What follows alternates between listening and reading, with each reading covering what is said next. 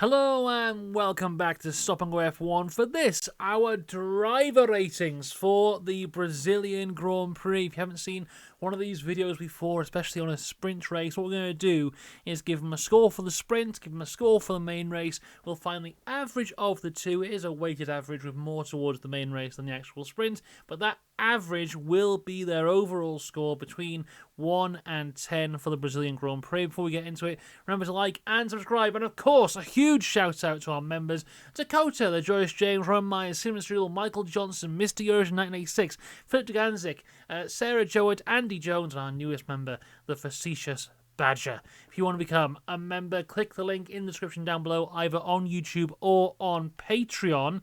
But we shall get into this now, starting, as always, with our favourite team in the world, Stake F1 Team Kick Sauber. But unfortunately, I forgot to get rid of the numbers. Oh, God, what an awful start. You didn't see anything.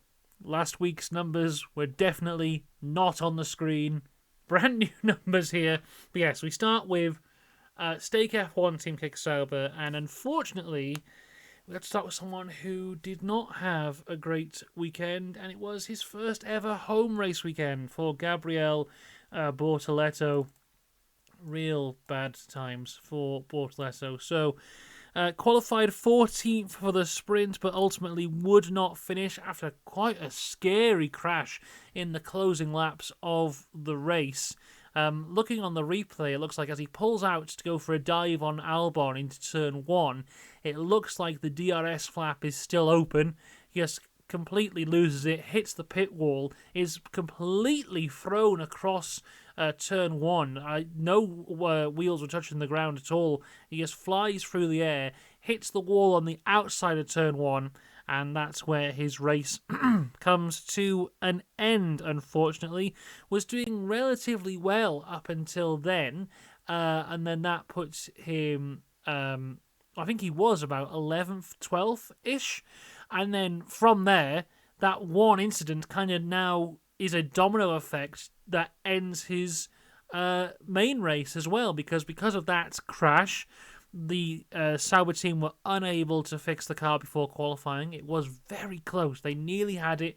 The great job from the Sauber team to do what they did, but ultimately was not able to fix the car. So had to start from the back of the grid, which was 18th place because two cars started from the pit lane.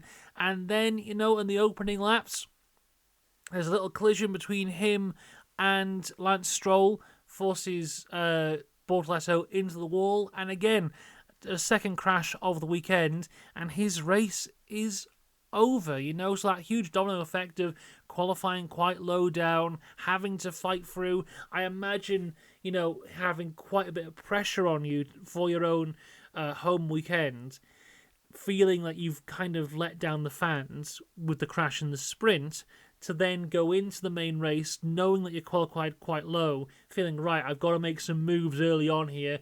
Goes for a move on Stroll that didn't work out. I don't think Stroll knew he was there going around the outside. And that's it. I've seen his interview after the race, and he handles it a hell of a lot better than I would. I'd probably be in the interview just crying, just going, oh no, it's all gone wrong. But yeah, handled it very well. We all know how talented Bortoleto is, and I am sure he will have many, many more home Grand Prix after this one, and hopefully will be a great improvement upon this one. But yeah, a weekend to forget for Gabriel Bortoleto. Hopefully can put it behind him and move forward in the last 3 race weekends to come. But yes, the scores on the doors, I gave him a 4 for both the sprint and the race.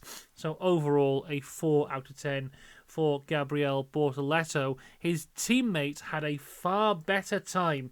Nico Hülkenberg in the sprint qualified P10, was only able to convert that into a 15th place.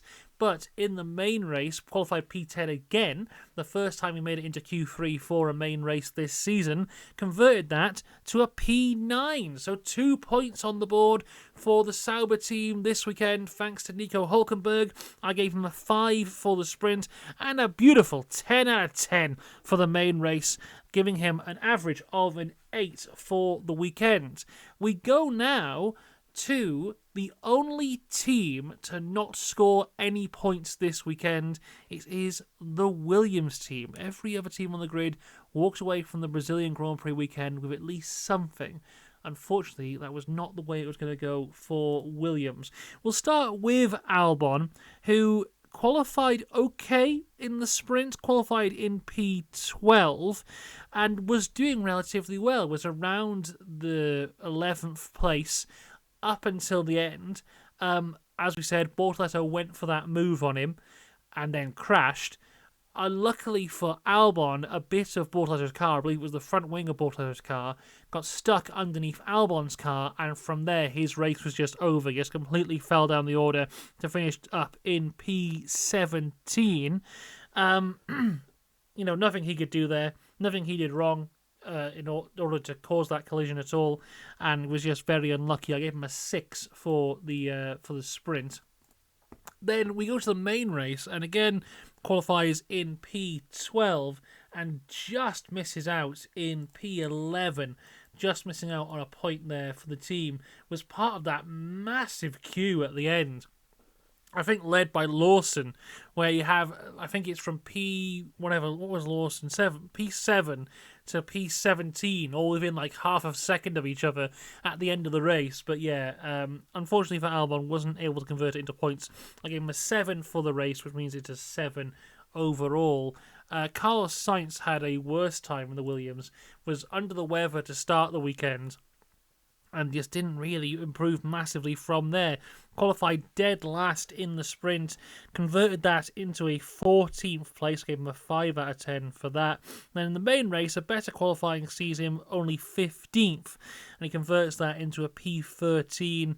Again, there was the contact between him and Hamilton at the start. Sainz very much squeezed, I believe, by Hamilton and maybe his own teammate at the start. I don't know how much damage he took from that. Maybe that was a defining factor for him in the race. But overall, Williams just kind of in a bit of no man's land this weekend. Weren't at the back, but weren't really fast enough to challenge those at the front.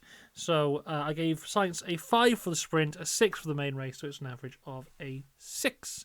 Cross 2 Racing Bulls and Isack Hadjar. A decent sprint sees him qualify 9th and finish 10th, but of course there are no points available for P10 in the sprint. I gave him a 7 out of 10 for that. Then in the main race, far better, a beautiful qualifying in P5, ultimately finishes up in P8. I haven't actually seen this, but apparently there was contact between him and Lawson in the closing laps as he was chasing Lawson down for P7. Thankfully, I mean, imagine if that had happened and they'd ended each other's races, going from 7th and 8th to a double DNF. I mean, heads would have rolled after that, but thankfully, no damage sustained to either of the cars. Good points for Racing Bulls. Gave him a 7 for the sprint, a 10 out of 10 for the main race. Overall, a 9 out of 10. Then across to Lawson now. Lawson qualified 17th, finished 16th in the sprint. Not great. I gave him a 5. Then in the main race, P7 to P7. Very good. Great points there for Lawson. 10 for the main race gives him a 8 overall. But now one of the stars of the race weekend, it's Ollie Bearman. After a wonderful weekend in Mexico, the sprint race wasn't fantastic for him. Qualified 15th, finished up in 12th place. I gave him a 7 out of 10 for that, but no one's talking about the sprint race when it comes to Ollie Bearman. They're talking about the main race because a fantastic qualifying of 8th place converted into an even better finishing result of 6th. He has scored 20 points in the last 2 race weekends.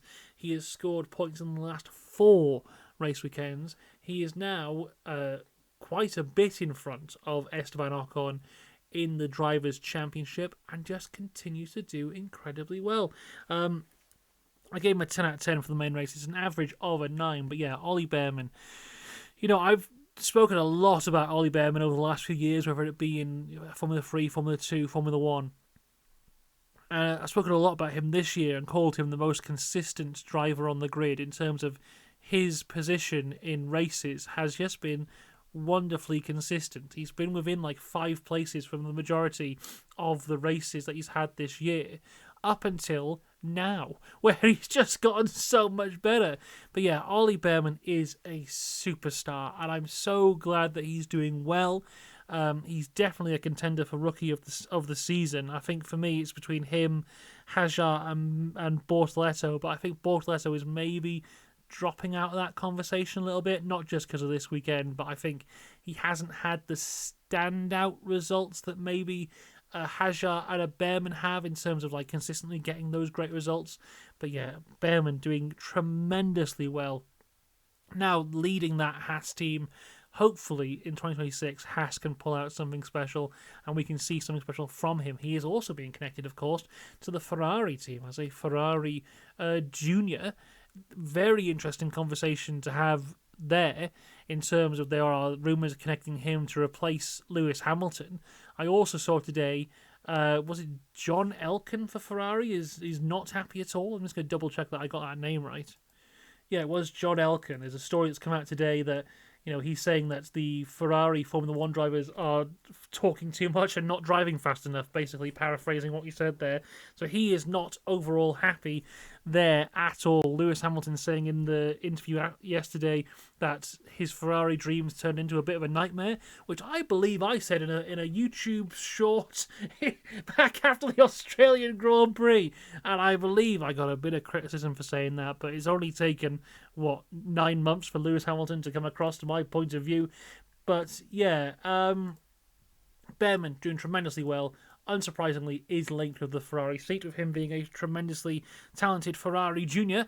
And, I think it'll definitely happen one day. He's already driven for Ferrari once, of course. But, yeah, this is a guy to watch for the future. This is a superstar in the making, and I wish him all the best. Across to Esteban Ocon. If you look at his results, sprint 11th, race 12th, you may look at that and go, well, that's not too much to sing and shout about. But in fact, I think he's actually done a pretty good job here. Now, his qualifying for the sprint was dreadful. Qualified down in 18th place, but converted that to an 11th, which I think is a very good recovery. Beat Ollie Bearman in the sprint, despite the fact that Ollie started further ahead of him on the grid. I give him an 8 out of 10 for that.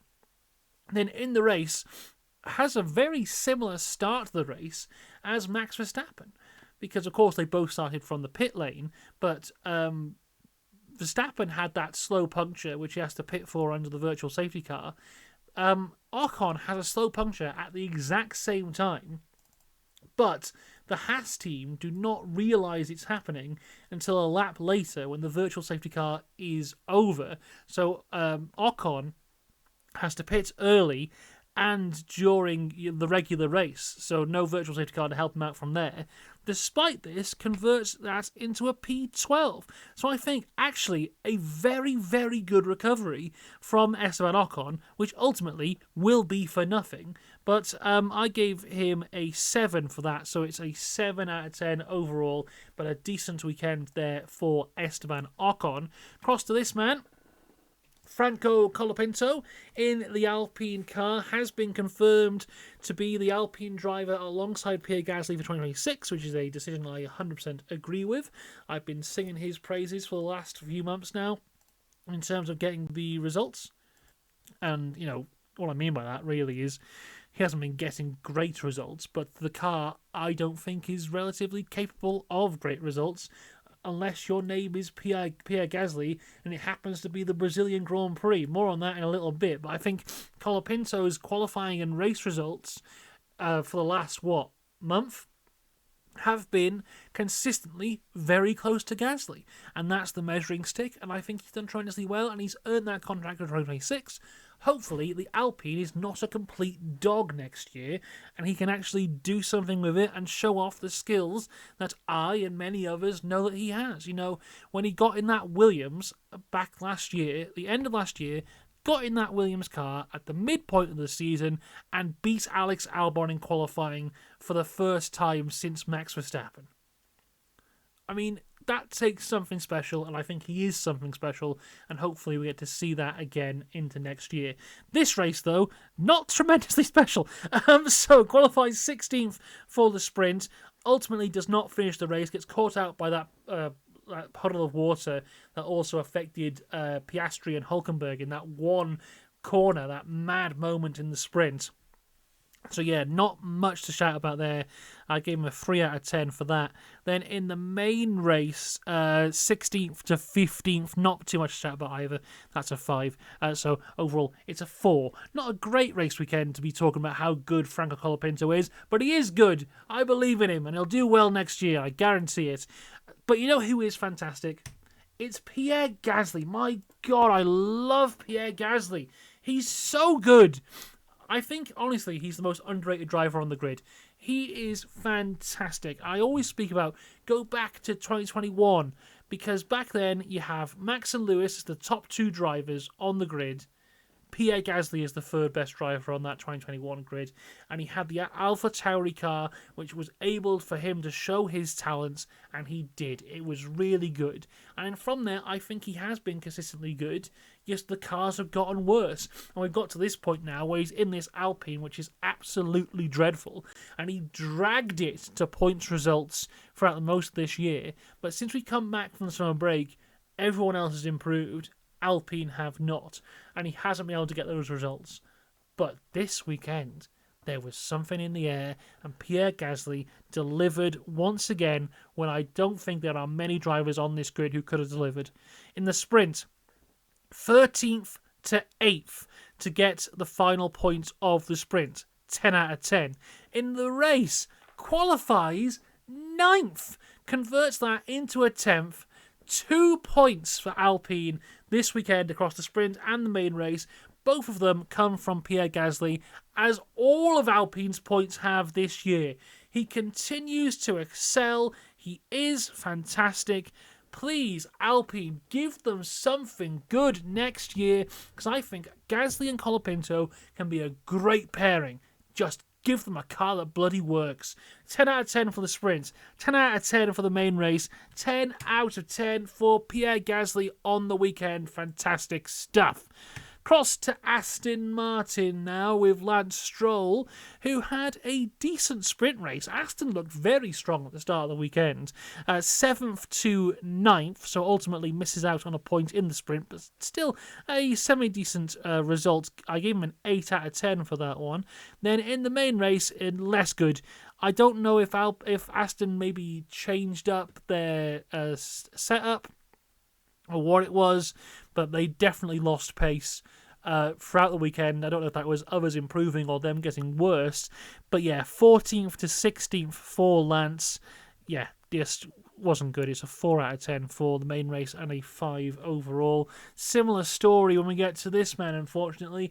Fernando Alonso, great qualifying in the sprint, sees him 5th, converts that to a 6th place to get some good points for the team. That's a 10 out of 10 from me on that one. Then across to the main race, an okay qualifying is 11th place, just missing out on Q3. But they start him on the hards, and they leave him out there on the hards. Same thing happened with Lance. The hards really were not working for anyone, which has kind of just been the theme of a lot of the latter half of this year. Anyone who starts on the hards is in for a bad time, and that was the same here for Fernando Alonso. He went from 11th to 14th place. Yeah, he just didn't really work out. 5 out of 10 for that. Overall, a 7 for Fernando. We go across now to the Mercedes team and this man. Wow. I mean, realistically, absolutely fantastic from Kimi Antonelli. If it wasn't for Max Verstappen pulling out possibly the driver of the year, it would have been the easiest driver of the day vote of all time, because the driver of the day outside of Verstappen was Kimi Antonelli. And he was just tremendously consistent. Sprint qualifying, 2nd. Sprint race, 2nd. Qualifying, 2nd. Race, 2nd. This is only the 2nd time all year that Kimi has beaten Russell in a race. The first time was last time out in Mexico. So it's back-to-back beating Russell. now for Kimi Antonelli. But, the Mexico one is a bit on shaky ground because there was all the team order stuff surrounding it of, George asking for the swap happening a bit too late, and then George had promised to give the position back, so he gave the position back. So, yeah, Kimi beat George in Mexico, but realistically, who knows what could have happened there if they played the race better. What we saw here was entirely different, because I think for the first time in his career, Kimi Antonelli was just better than George Russell in every corner of every lap over the entire weekend. He was just incredible. Just all the time.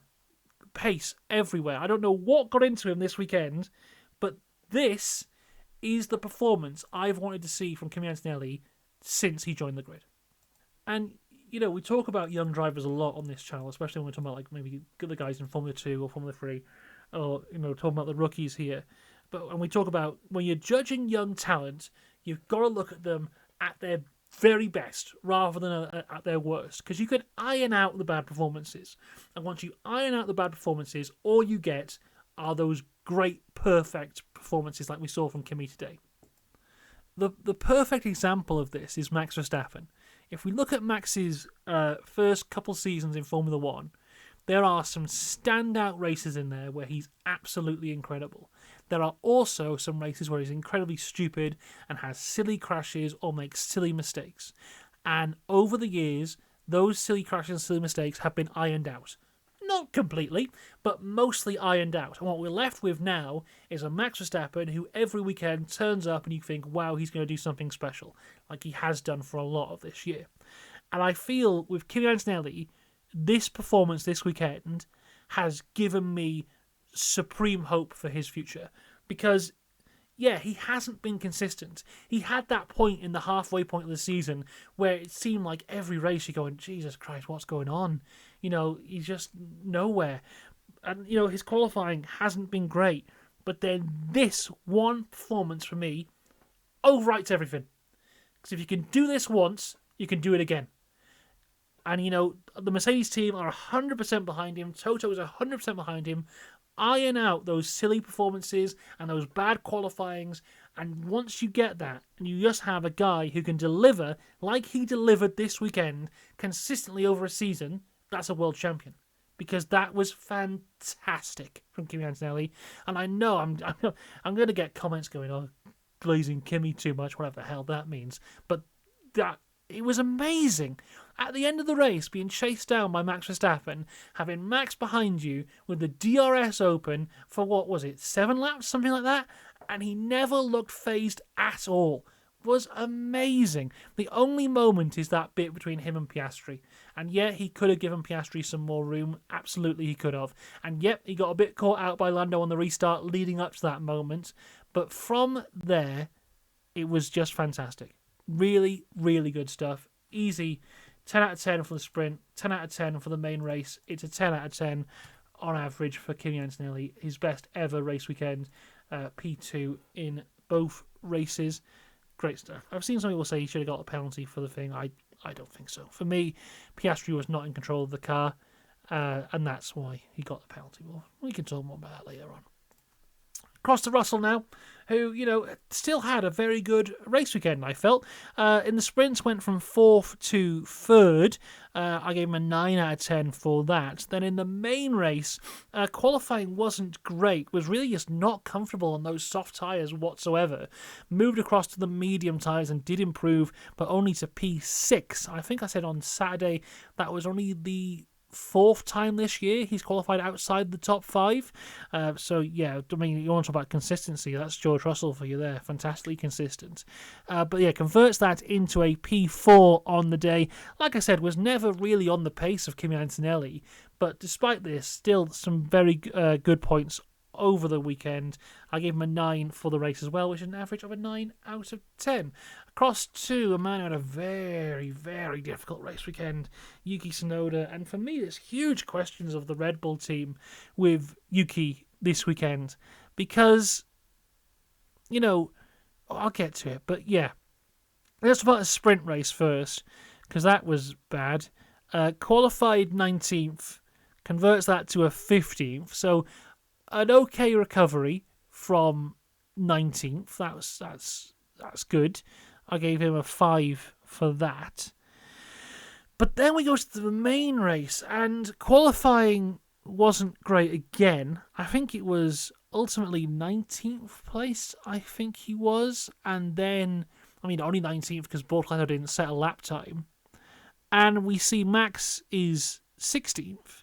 And the obvious answer here is, wow, they've gone in the complete wrong direction with this Red Bull car. And obviously, with Max, they fixed that. Setup change, power unit change. But with Yuki, I don't understand why they did it. I haven't seen anyone ask Laura Mekis this question. But why not make the same changes to Yuki's car? And have Yuki start in the pit lane as well? And the only thing I can think of is maybe they didn't want Yuki to be ahead of Max in the pit lane, but, I mean, he wouldn't be. So that's not really an answer. And then, it just makes no sense, because if you can analyse the problem on Max's car, why can't you analyse the problem on Yuki's and make the same changes? You know, that was a big question mark for me. And then from there, there's the collision with Stroll at the start, which spins Stroll round.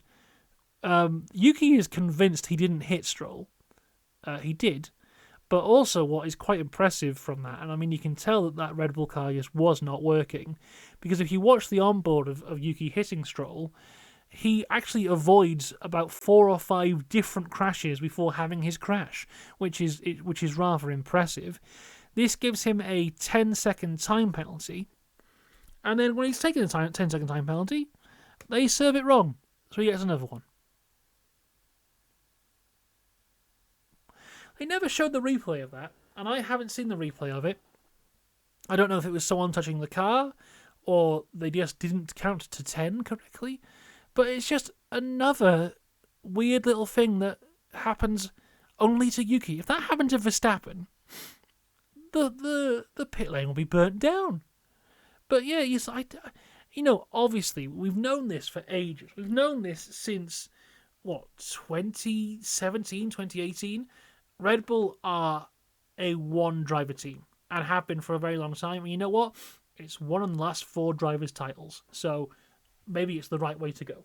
And, we've seen in McLaren this year, there's been moments where it looks like because they haven't favoured one driver, they're going to lose a world title. And ultimately, Piastri's bad form has saved them from that. But, I understand being a one-driver team because we've seen it many times throughout F1 history. But it doesn't mean that you just forget your other driver exists. I know Yuki's results have not been good, and I've been critical of him as well, but why can't he have the setup change before the race? Why can't you get the penalty served correctly? I mean, it's just ridiculous. So yeah, he goes from 17th to 17th. It's dreadful. It's awful. It's just, it's so bad. But yeah, 5 for the sprint. 3 for the main race. It's a 4 out of 10 for Yuki Tsunoda. Not entirely his fault, but not entirely not his fault. Let's talk about his teammate. Here he is, Max Verstappen. So, sprint, not up to the usual Max Verstappen standard. Goes from 6th to 4th. And I thought at that point, this might be a long weekend for Max Verstappen. I gave him an 8 out of 10 for the sprint. I did not expect it to go as badly as it did in qualifying, where he qualifies 16th. Now, there's been some debate online to if this is the first time Max was ever out of Q1 on pure pace, or if it is just the first time in a long time. Either way, dreadful result. The Red Bull was awful, and you could tell Max was trying to get something out of it, but there was just absolutely nothing there. Has the setup change, has the new power unit, starts from the pit lane. Has a decent start. I think he was up to P13 by lap 8, which is when he gets that slow puncture, which like I said yesterday, I think that was the thing that cost him the win overall, because that forced them to have to be in a corner with their strategy because they had to pit on that lap to correct the tyres after the puncture. Change the tyres, I should say there, rather than correct. But either way, we carry on. Then from there, you just overtake after overtake after overtake. And as soon as we get into a good position, you'd have to pit again, then fight through again. It was a tremendous drive. There's no two ways around it. It was an incredible drive. Like I said, with the power of hindsight, I don't think the win was ever on. I've seen some people argue that if he'd stayed on the mediums, that the win would have been on, but I massively disagree. I think he was losing about half a second to Lando in the laps that they were both on those tyres. So Lando was chasing him and would have easily passed him. Could P2 have been on? Yes, I think, because he would have had to defend rather than attack, and I think Kimi was nursing an issue at the end, so maybe P2 could have been on if he stayed on the mediums, but overall, pit lane to P3 is a fantastic result. Despite everything, starting from the pit lane, the slow puncture, yes, it did incredibly well, so obviously it is a 10 out of 10 for the main race. It gives him an average of a 9 for the weekend. We move now to the Ferrari team, and oh dear. So, Lewis Hamilton, oh dear, bad weekend overall. Qualifies 11th in the sprint, converts that to a 7th for 2 points. I've given him a 7. I feel that's a bit too high, but I'll stick with a 7 because I've been even more critical of him in the race. So, remember I was nice to him when I gave him a 7. Because it got worse in the race. Because his qualifying got worse. He qualified in 13th place. Then, over the course of either 1 or 2 laps, has 2 separate collisions. Firstly, with Carlos Sainz, and then with Franco Colapinto. The one with Colapinto breaks his front wing, has to pit from there. Then he has massive floor damage, has no downforce whatsoever. They make him stay out for a very long time before retiring the car. But yeah, it was just nothing. There is nothing good to say about Lewis Hamilton's race. Just dreadful. And you've got to give him a score that reflects that. And the score I give him for the main race is 1. Because I can't think of... you got a 1. You turned up. Outside of that, I can't think of anything else to say. He'd hit someone before the first corner. It's a 1. An average of a 3. We move on to Charles Leclerc, who had a better weekend. Not good, but better. Ferrari were dreadful in the sprint. So qualified better, qualified in P8 and converted that to a P5. So a decent result considering how bad the car was. I gave him an 8 out of 10 for that. Then, in qualifying, got even better. Ferrari showed no real pace at all until all of a sudden, magically, out of nowhere, Charles Leclerc is in contention for pole position, ultimately finishes up in P3, goes into the race itself and is doing tremendously well. Once again, he was fully in contention for a podium. Off the back of the safety car restart, of course, there's the collision with Piastri and Antonelli, which leads Antonelli to hitting Charles Leclerc, which ended his race. Nothing he could do. He gave him all the space he needed to. Was very, very unlucky, in multiple ways. Unlucky to get hit, unlucky to be hit so hard that the race was over for him. I thought initially maybe it was just a puncture and maybe he could try and fight through again, but alas, no. Yeah, I gave him a 6 though overall for the race because it wasn't his fault and he was doing quite well. So overall, it's a 7 out of 10 for Charles Leclerc. Right, it's time to talk about Oscar Piastri.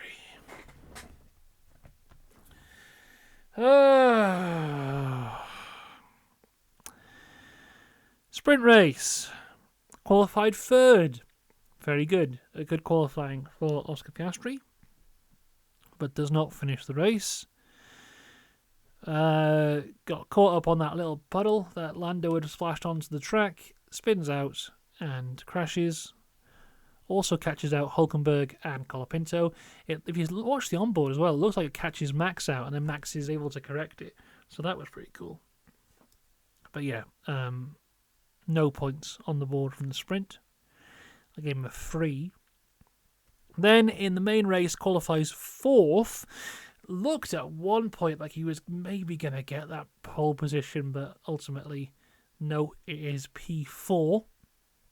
Then a decent start puts him up to... no, he was still in 4th, wasn't he? Yeah, because Leclerc was ahead.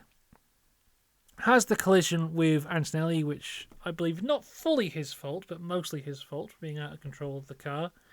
Gets the 10-second time penalty. But I think at that point, I'm watching him, and off the safety car restart, he was right behind Lando. I thought, yes, here we go. Because I've just been waiting and waiting for the real Oscar Piastri to come back. And I thought, this is it. You've been handed a lifeline here. You're in 2nd place. You've made a really good restart off the virtual safety car. You're right behind Lando Norris.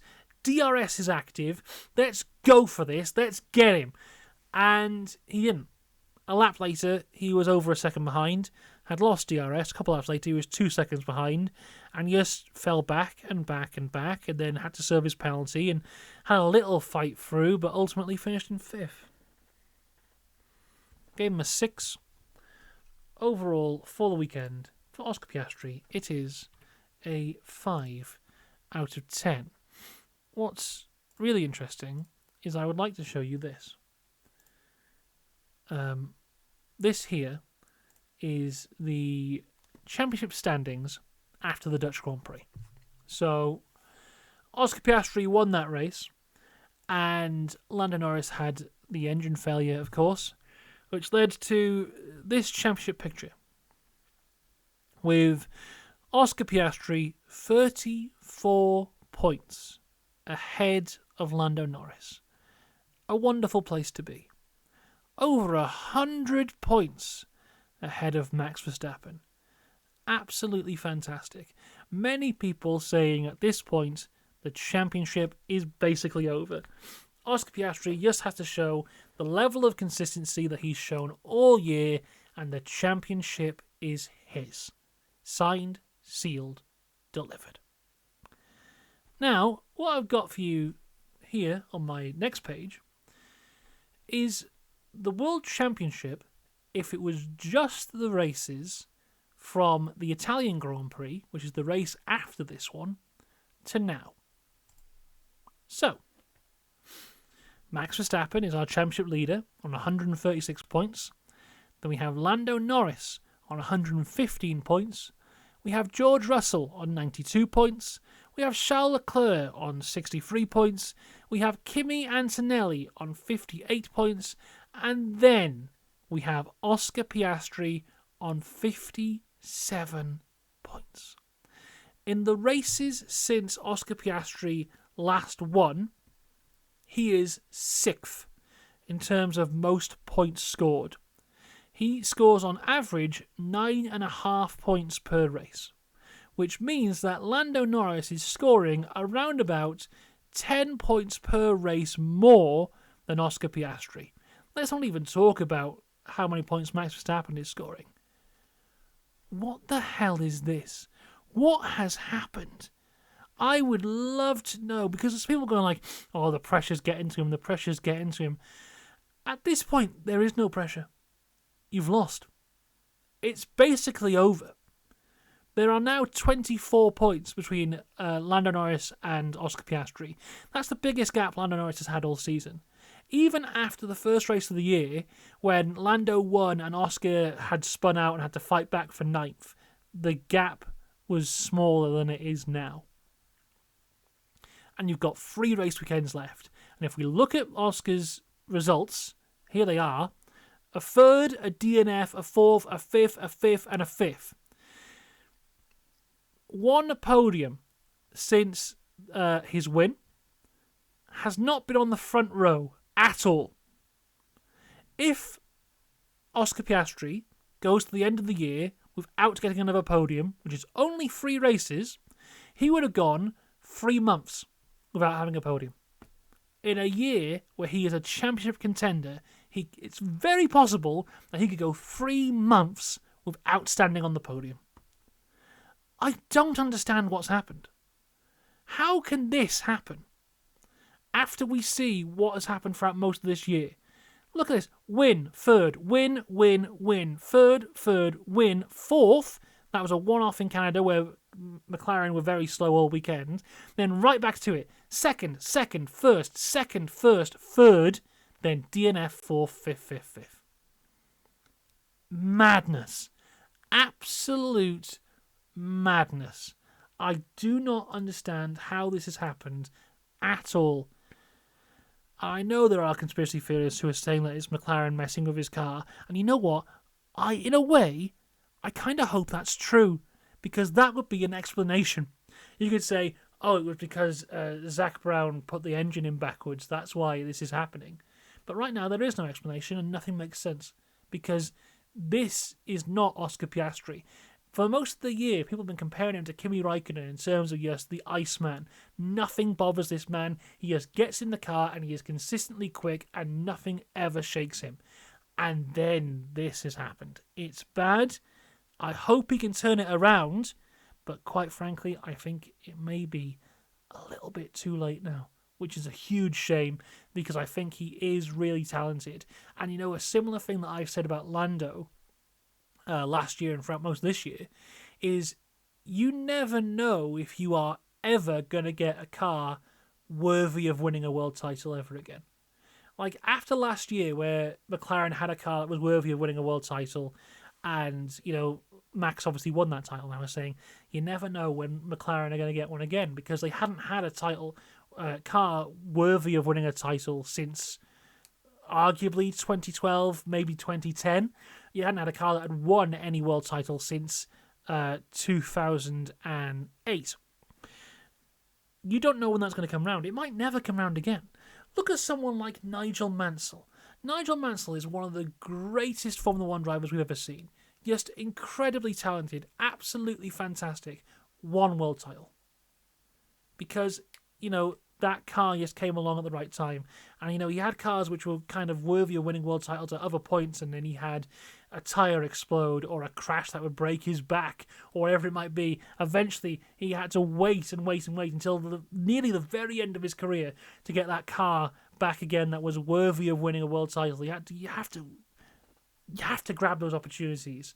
And Oscar had that title in his hands. 34 points clear. And he's let it go. And it's a huge shame because if it takes McLaren another 10 years to produce a car that's worthy of winning a world title, I don't think Oscar Piastri is going to be there anymore. And that is going to be a huge shame for him. But there we go. We've got to talk about his teammate Lando Norris because despite Oscar's bad weekend, this was another perfect weekend for Lando Norris.